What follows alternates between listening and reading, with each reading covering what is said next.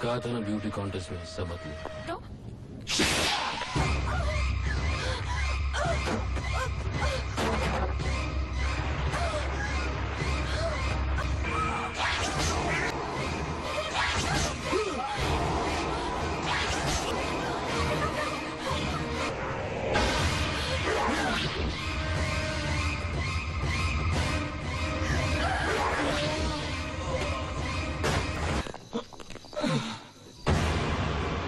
अभिनेता अमर उपाध्याय को साल 2001 में धारावाहिक क्योंकि सास भी कभी बहू थी से बहुत प्रसिद्धि मिली और इस धारावाहिक ने उन्हें छोटे पर्दे के सुपरस्टार बना दिया। साल 2000 के दशक की शुरुआत में रातों रात स्टार बनने के बाद अमर उपाध्याय को फिल्मों में अभिनय करने का प्रस्ताव मिलने लगे, जिनमें से एक थी भारतीय हॉरर फिल्मों की बादशाह रामसे ब्रदर्स की फिल्म धुंध द फॉग। हालांकि धुंध द फॉग अमर उपाध्याय की पहली फिल्म नहीं थी। इससे पहले उन्हें 1998 में ढूंढते रह जाओगे और साल 2000 में फिल्म दहशत में देखा गया था, लेकिन इन फिल्मों से दर्शकों ने उन्हें उतना नोटिस नहीं किया। फिल्म धुंध द फॉग में अदिति गोविंदकर, जो 90 के दशक के उत्तरार्ध की प्रसिद्ध मॉडल थे, वो अमर उपाध्याय के ऑपोजिट में बतौर हीरोइन काम किए थे, जो उस समय गरीबों की ऐश्वर्या राय कहलाते थे। हालांकि इस फिल्म में अदिति गोविंदकर की आवाज़ को एक डबिंग आर्टिस्ट द्वारा डब करवाया गया था। धुंध द फॉग की कहानी 1998 की एक हॉलीवुड अंग्रेजी film I still know what you did last summer की कहानी से प्रभावित थी।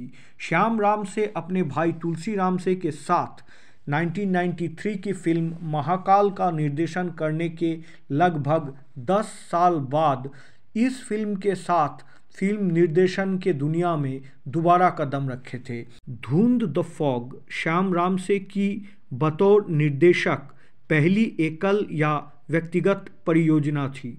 उनकी पिछली सभी फिल्मों का निर्देशन उन्होंने और उनके भाई तुलसी रामसे दोनों मिलकर किए थे। धुंध 1974 में B.R. चोपड़ा द्वारा इसी टाइटल के साथ बनाई गई एक ज़बरदस्त सस्पेंस थ्रिलर थी।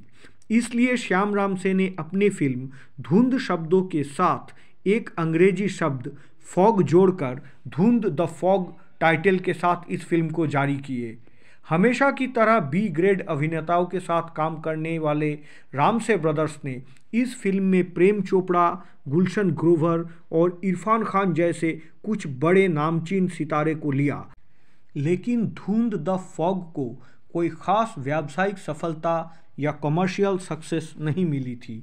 एक लंबे समय के अंतराल के बाद रामसे ब्रदर्स की फिल्म बड़े पर्दे पर आई, लेकिन दर्शकों पर इस फिल्म का कोई खास प्रभाव नहीं पड़ा। इस फिल्म में ही दिख गया था कि रामसे ब्रदर्स ने अपने 80 के दशक के वो शानदार मिडास टच या जादू खो दिए हैं। फिल्म की स्क्रिप्ट थोड़ी कमज़ोर थी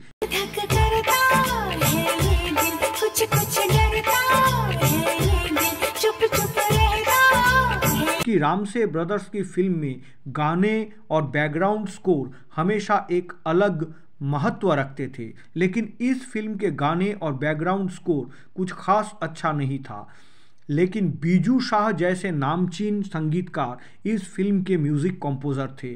दरअसल रामसे ब्रदर्स की सभी सफल फिल्में जैसे दरवाज़ा, पुराना मंदिर, तहखाना, वीराना, पुरानी हवेली से लेकर बंद दरवाज़ा तक सभी फिल्मों की कहानी शहर से कोसों मील दूर जंगलों से घिरे ग्रामीण परिवेश में बनाई गई थी।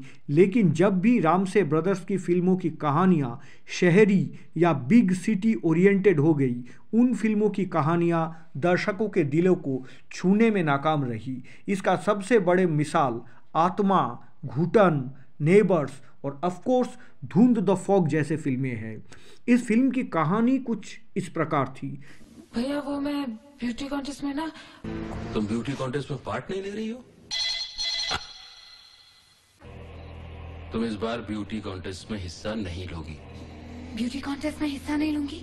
सिमरन मल्होत्रा अपने चाचा राजेंद्र मल्होत्रा के साथ रहती है। राजेंद्र मल्होत्रा शहर के खानदानी मल्होत्रा फैमिली से जुड़े हुए हैं। सिमरन समीर नाम के एक फोटोग्राफर से प्यार करती है। संजोग से सिमरन अपने कॉलेज की सहपाठी तानिया खुराना को निराश करते हुए एक ब्यूटी कॉन्टेस्ट में भाग लेने का उपक्रम करती है। तानिया के भाई अजीत, जो थोड़ा मानसिक बीमार है, वो सिमरन को लगातार इस ब्यूटी कॉन्टेस्ट में हिस्सा ना लेने की धमकी देता ही रहता है।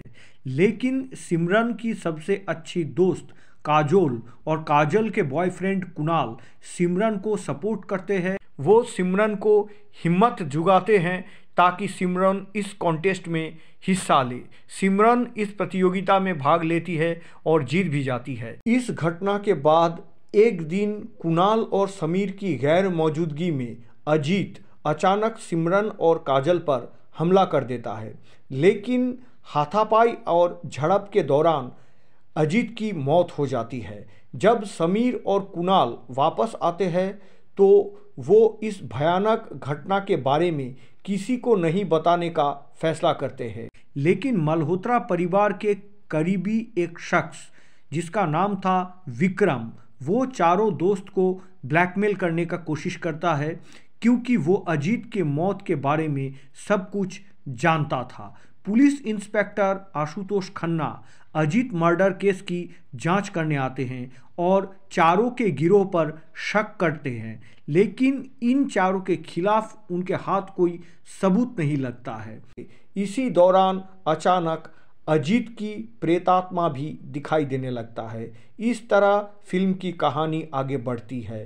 1985 में रिलीज फिल्म सामरी के 18 साल बाद गुलशन ग्रोवर और प्रेम चोपड़ा ने रामसे ब्रदर्स की एक अलग फिल्म में फिर से एक साथ काम किया। जो लोग हॉरर फिल्म पसंद करते हैं वो धुंध द फॉग कम से कम एक बार तो देख ही सकते हैं। ये फिल्म एक बार देखने लायक ज़रूर है।